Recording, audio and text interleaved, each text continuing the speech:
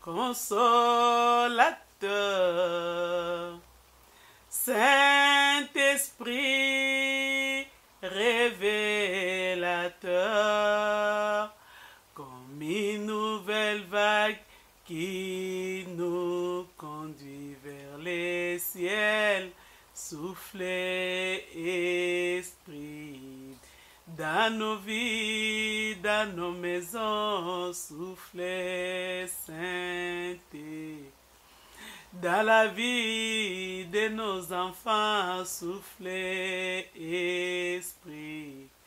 Dans l'église actuelle, soufflez, Esprit. Esprit de vie, la crainte de Dieu, soufflez, Esprit. Nous te supplions, viens nous délivrer, soufflez, Esprit de Dieu. Comme une nouvelle vague qui nous conduit vers les ciels, soufflez, Esprit de Dieu.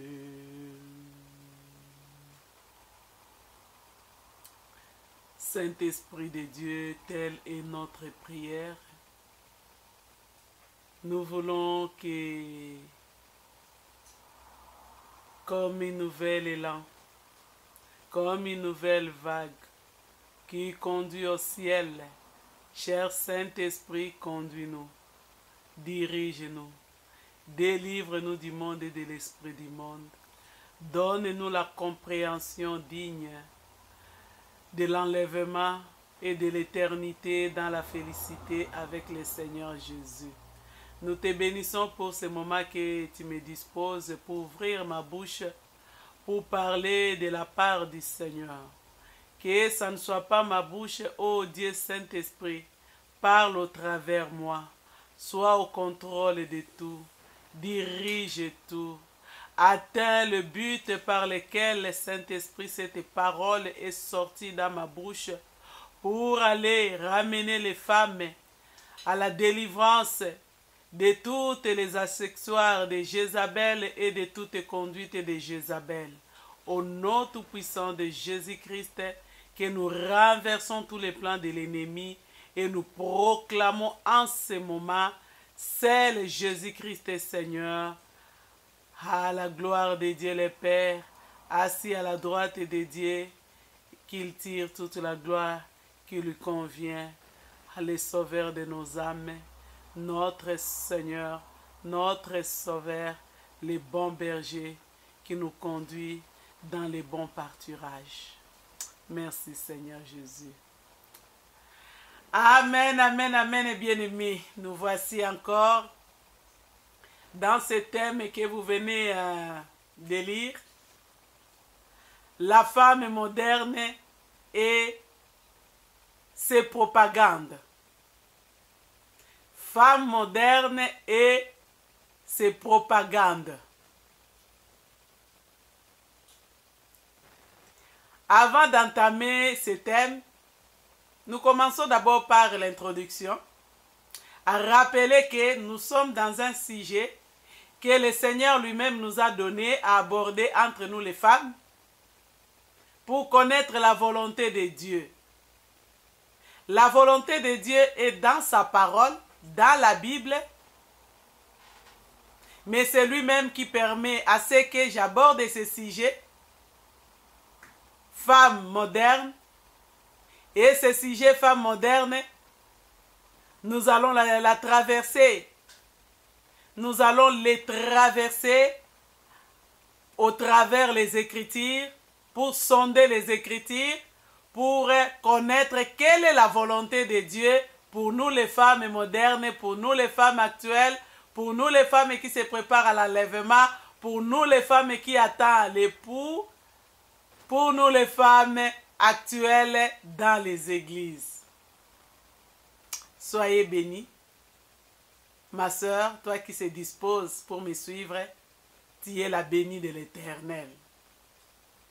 Amen, amen.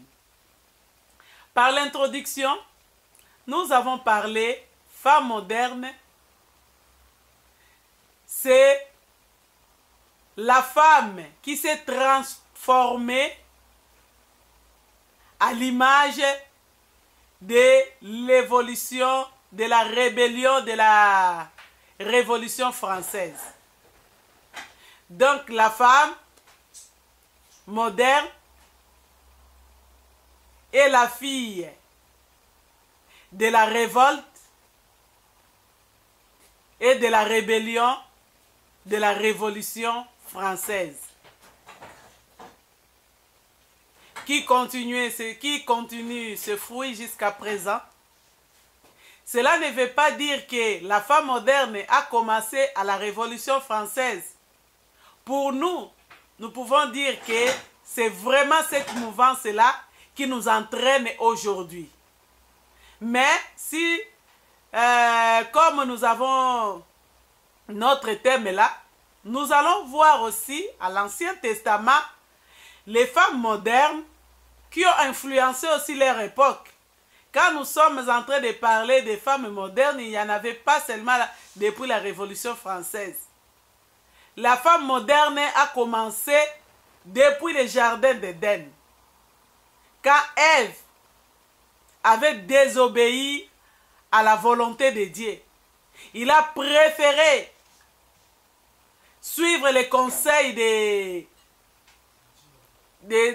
diables et de Satan au jardin d'Éden. C'est en ce moment-là qu'elle est devenue une femme moderne, une femme émancipée, qui refuse de suivre la volonté de Dieu, qui refuse la parole de Dieu, qui contredisent la parole de Dieu. Dieu est amour. Il nous a récupérés tout de suite là. Car il a dit, il a mis une inimitié entre la postérité de la femme et Satan. Et le serpent, l'ancien, le diable. Et cela nous a toujours amenés dans la victoire, dans l'espérance. Et cette femme moderne-là, à partir de Ève, nous voyons autant aussi de Noé, toutes les femmes-là qui se sont révoltées, autant de Noé qui n'ont pas voulu entrer dans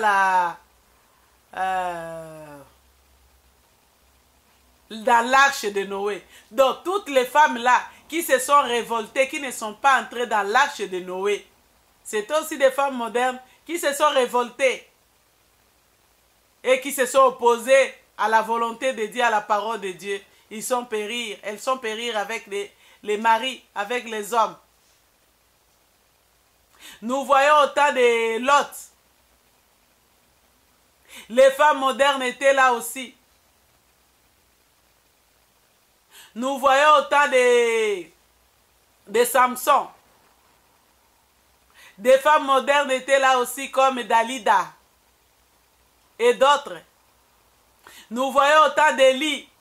Les femmes modernes étaient là comme Jézabel, dont nous connaissons l'histoire, qui a influencé dans toute sa génération et donc qui reste aujourd'hui dans l'histoire d'une femme rebelle de sa nature, une femme rebelle de ses actes, une femme rebelle de son origine, parce que c'est une femme qui venait de la doctrine de Baal et d'Astraté. Nous voyons des femmes modernes dans la Bible comme la rivale de Anne, qui l'a mortifiée. Pénina. Nous voyons les femmes modernes dans la Bible comme la femme de Potiphar, qui voulait coucher avec Joseph. Nous voyons des femmes modernes, il y en a tant de femmes modernes.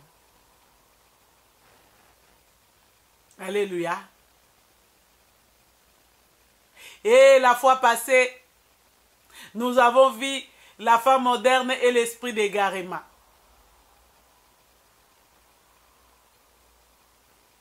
Et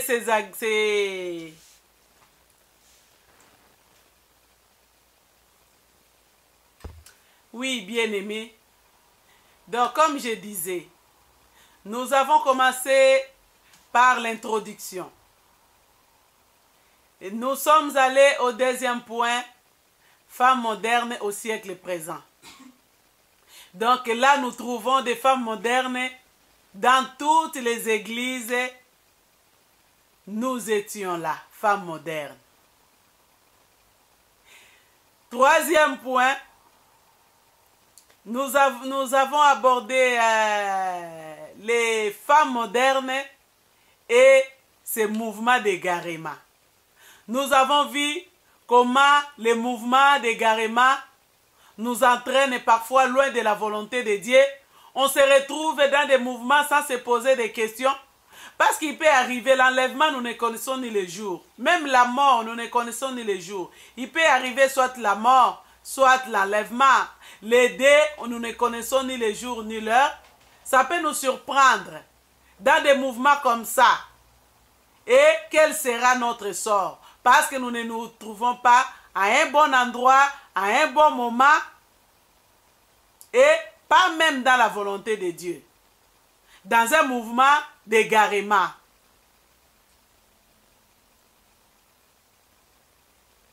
Que le Seigneur nous aide pendant que nous sommes en train d'aborder ces thèmes ensemble, à nous conformer à sa parole et à sa volonté. Arrêtons toujours de discuter. Arrêtons, donc nous les femmes, nous avons l'habitude de murmurer tout le temps dans la parole de Dieu. Franchement, moi-même il m'arrivait, les jours que j'ai lu l'histoire de la femme là qui avait la perte de sang, pendant que j'ai médité sur la parole là, j'arrive sur le point, je me demande comment se fait-il.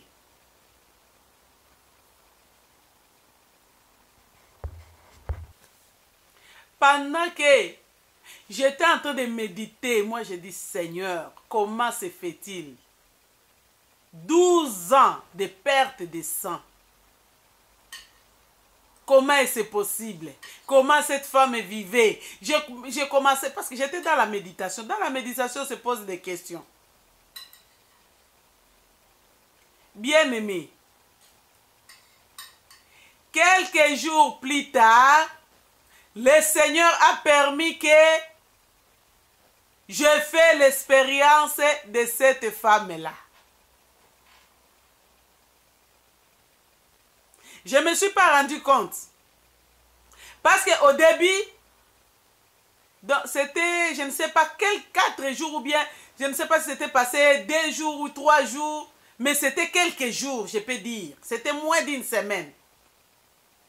J'ai commencé à faire l'expérience de cette femme-là aux pertes de sang. Et cela a commencé. Et après, ça revient une semaine. Je trouve ça anormal. Une semaine, je trouve ça anormal. Au 10e jour, moi j'ai dit Seigneur, qu'est-ce qui se passe? C'est en ce moment-là que le Seigneur m'a dit, m'a fait revenir à ma question, comment se fait-il? Oui. Comment se fait-il?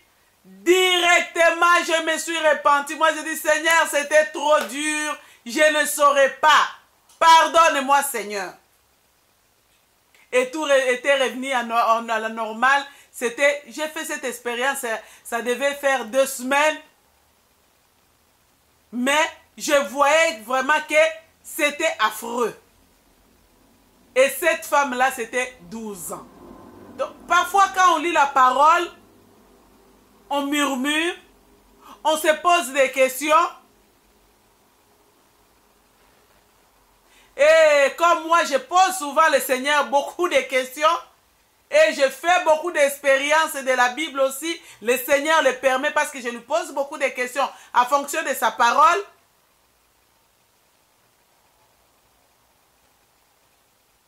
Et je me suis retrouvé, je crois, comme Thomas. Mais le Seigneur n'a pas besoin de Thomas. Le Seigneur a besoin de ceux qui reçoivent la parole et croient sans avoir vu.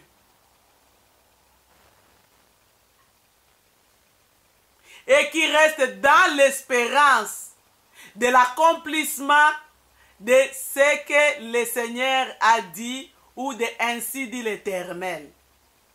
Ça, le Seigneur aime bien. Mais le Seigneur aimait aussi Thomas. Il a dit à Thomas, viens toucher mes mains. Viens toucher. Thomas dit, non Seigneur, je ne peux pas. Je crois maintenant, j'ai vu. Heureux ceux qui croient sans avoir vu. Mais cela ne veut pas dire on croit à la parole.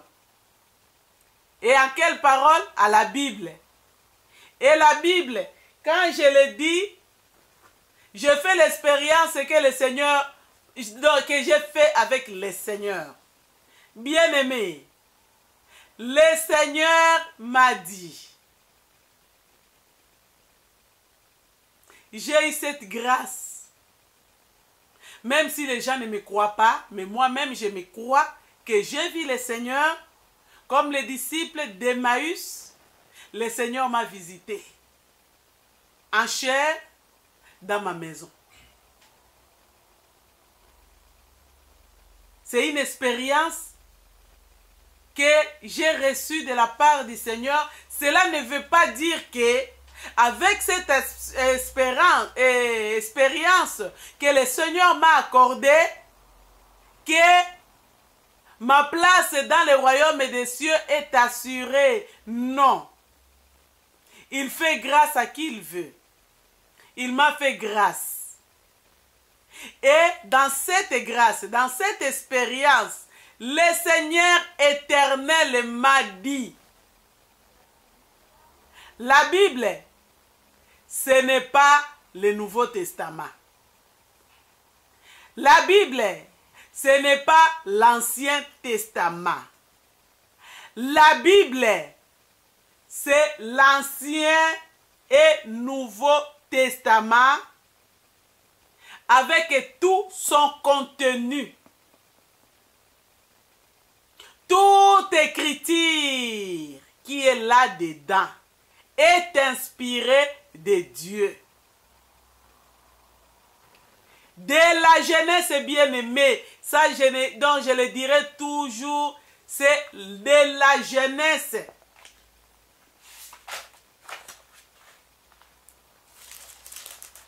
Bien-aimé, c'est de la jeunesse.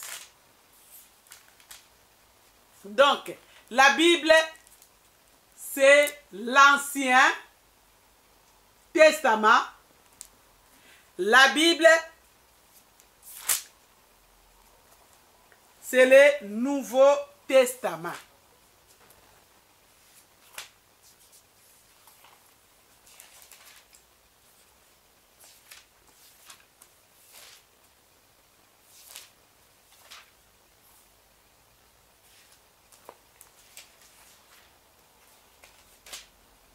La Bible, c'est le Nouveau Testament. La Bible, c'est dans son entièreté. Nouveau et l'Ancien Testament, de la Genèse à l'Apocalypse, c'est ça la Bible. De la Genèse à l'Apocalypse, c'est ça la Bible, c'est ça la parole de Dieu, c'est ça la révélation de Dieu. Cela n'excuse pas. C'est que le Seigneur est en train de nous parler. tantôt d'une manière, tantôt d'une autre, par des songes, par des visions. Ça n'excuse pas. Et le Seigneur ne se contredit pas. Quand il te montre une vision, c'est que c'est parallèle à sa parole. Il te montre un songe, c'est parallèle à sa parole. Ils ne se contredisent pas. Je viens de dire, le Seigneur m'a fait grâce. Un jour, il m'a visité en personne. Et cela, je vais vous aborder cela plus tard. Parce que j'allais vous donner la référence. Moi, j'ai dit non, regardez telle vidéo. J'ai témoigné. Mais le témoignage a été supprimé. Et les vidéos, je ne retrouve pas. Et ça se trouve dans les affiches. Ça se trouve dans un autre ordinateur. Et l'ordinateur là est bloqué. Je ne sais pas en réparant si je vais récupérer des anciens fichiers. Mais comme le Seigneur nous donne encore la vie, nous pouvons encore témoigner. Je fais cette expérience-là. Moi, je ne suis pas mort et ressuscité. Je n'étais pas dans la vision et le Seigneur est en train de me montrer des choses, quoique le Seigneur me montre beaucoup de choses. Donc, je peux dire que j'ai eu cette grâce-là, d'avoir des visions, d'avoir des révélations, des paroles de connaissance. Le Seigneur m'a fait beaucoup de choses. En celui qui reçoive beaucoup, le Seigneur lui demandera aussi beaucoup. C'est pourquoi je dois faire attention, même quand je me mets devant vous, en train d'enseigner. Je vous demande d'être comme des disciples de Béret. Bien-aimé, je peux être là. Je suis en train de parler parce que j'ai fait une expérience avec le Seigneur. Le Seigneur m'a dit. Mais je dois me référer dans sa parole. Par rapport à sa parole, qu'est-ce que la parole du Seigneur dit? C'est pourquoi, mes sœurs, je vous demande d'être comme des disciples de Béret. Les disciples de Béret, à chaque fois, quand on lisait la parole de Dieu, ils devaient examiner les Écritures, sonder les Écritures, pour voir que ce qu'on est à dire là est conforme à la parole de Dieu ou à la volonté de Dieu. Ils étaient tout le temps en train d'examiner les Écritures. Nous pouvons lire ça dans Actes 17, 10 à 11. Soyons comme les disciples de Béret. Je disais, bien-aimé,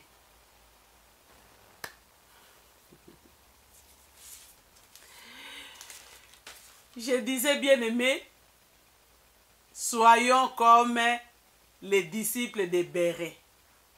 Les disciples de Béret recevaient les Écritures, mais ils vérifiaient si ce qu'on est en train de les enseigner, c'est conforme à la parole de Dieu.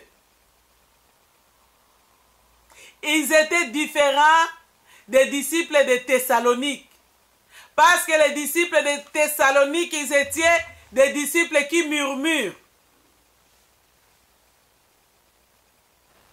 Mais les disciples de Béret, ils vérifiaient les Écritures. Nous allons lire Actes des Apôtres, Actes 17, versets 10 à 11. Comme ça, ça nous amène à devenir comme les disciples de Béret. Je lis la parole au nom de Jésus-Christ.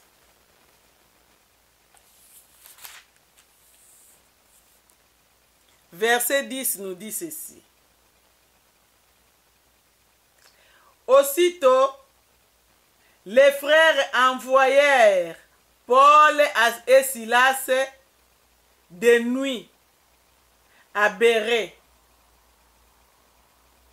lesquels étant arrivés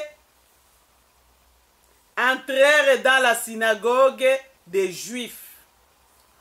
Or, ceux-ci étaient plus nobles que ceux de Thessalonique, et ils reçurent la parole avec toute bonne volonté. Examine chaque jour les Écritures pour voir si les choses étaient ainsi. En parcourant, parce qu'on va parler de la propagande des femmes modernes. La propagande des femmes modernes fait en sorte que quand nous recevons des révélations divines, quand nous recevons des visions, quand nous recevons les messages du Seigneur, nous commençons à murmurer comme les disciples de Thessalonique. Nous ne sondons pas les Écritures pour voir que cette sœur-là dit « Je suis mort et je suis morte et je suis revenue à la vie. Le Seigneur a dit ceci. » Si elle a dit « Le Seigneur a dit ceci », lis Deutéronome 28, 28. Ouvre ta Bible et regarde ici ce qu'elle est en train de dire là. Dans Deutéronome 28, 28 est ainsi. Le Seigneur m'a dit ceci.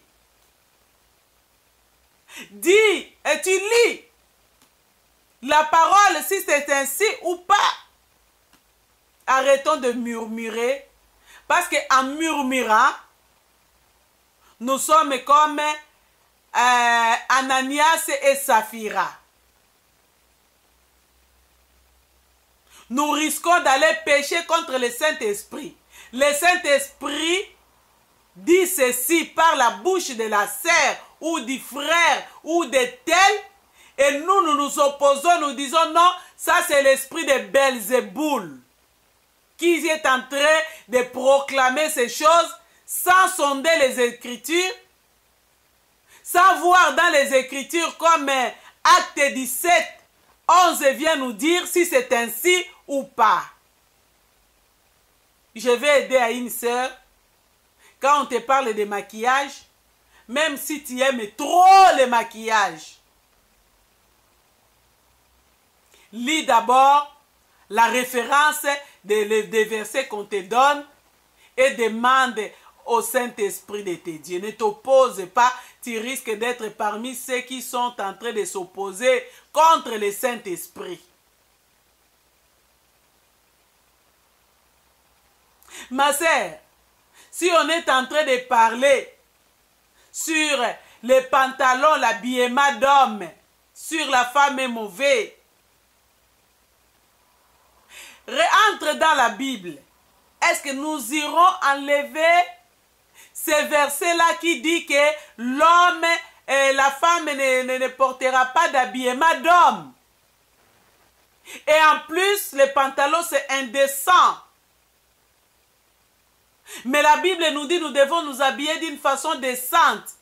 Quand on est en train de te parler, ça te dessine le corps, ça te montre le corps. Bien-aimé, je ne suis pas meilleure que toi, ma soeur. J'étais là-dedans. Si tu veux que je te montre les photos, il y a d'autres photos que j'ai déjà jetées, je ne retrouve même pas. Mais j'étais là-dedans.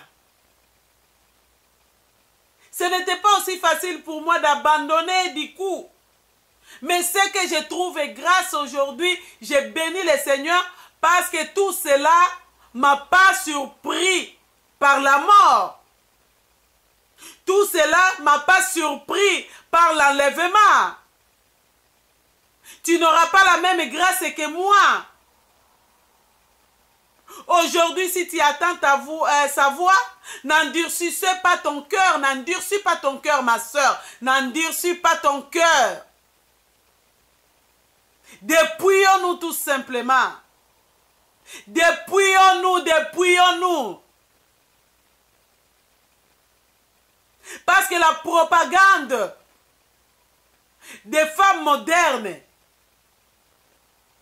c'est pour nous retenir toujours dans l'opposition de la parole de Dieu, dans la rébellion de la parole de Dieu, dans la révolte de la parole de Dieu. C'est ça la propagande des femmes modernes.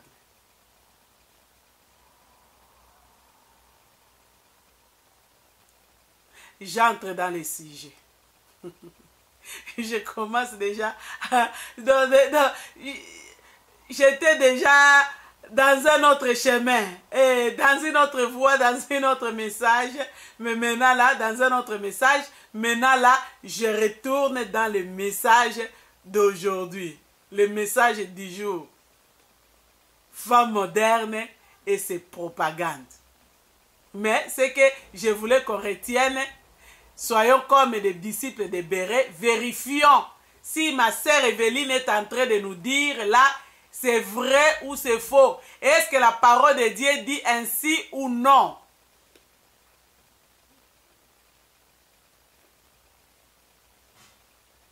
Soyons les disciples de Béret.